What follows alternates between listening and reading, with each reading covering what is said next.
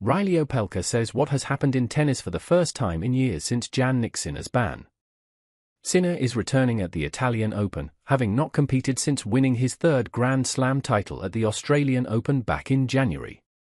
Since accepting a 3-month ban from the World Anti-Doping Agency, WADA, Sinner has been practicing in Monaco, where the current Monte Carlo Masters is taking place. Despite not being able to earn any ranking points, Sinner will still be world number 1 when he returns after his rivals have been unable to capitalize on his absence. Sinner made history in 2024, losing just 6 matches all year and winning a tour leading 8 titles including the Australian Open, the US Open and the ATP Finals.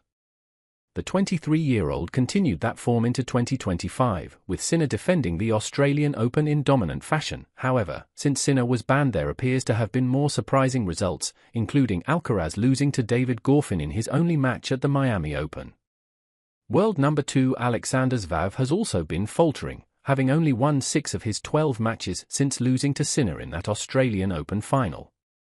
When speaking on the Nothing Major podcast, the often outspoken Reilly Opelka, who has previously won a doubles title with Sinner, spoke about how tennis has changed since the Big Three era. Opelka also suggested that there is now a bigger gap between Sinner and the world number 7 than between the world number 7 and the world number 60.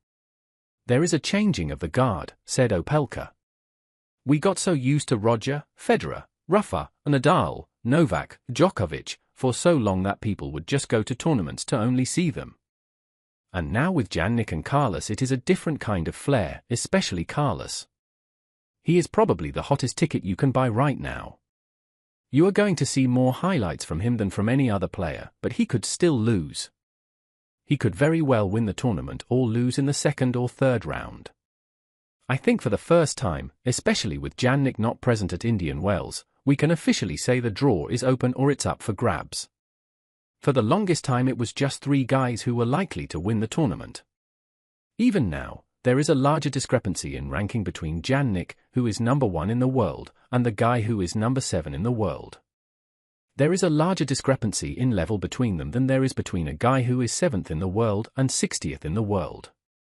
I think Jannik is more likely to be the 7th best player 8 or 9 times out of 10, than the 7th best player is to beat the 60th player in the world 8 or 9 times out of 10. I think you would say the same with Novak in his prime, or when Roger was number 1 in the world. Now with Jannik you would say the same. So for the short term, for the next 3 months, we don't have that, so it is as open as ever from here until when he is back. Sinner is back to win the Italian Open when he returns to the ATP Tour, as he looks to assert his dominance once again. While Opelka was just using a random number in the rankings to support his point, we wanted to see how accurate his claim actually is. Sinner has beaten Casper Ruud, the current world number 7, in all 3 of their meetings so far, which supports Opelka's point.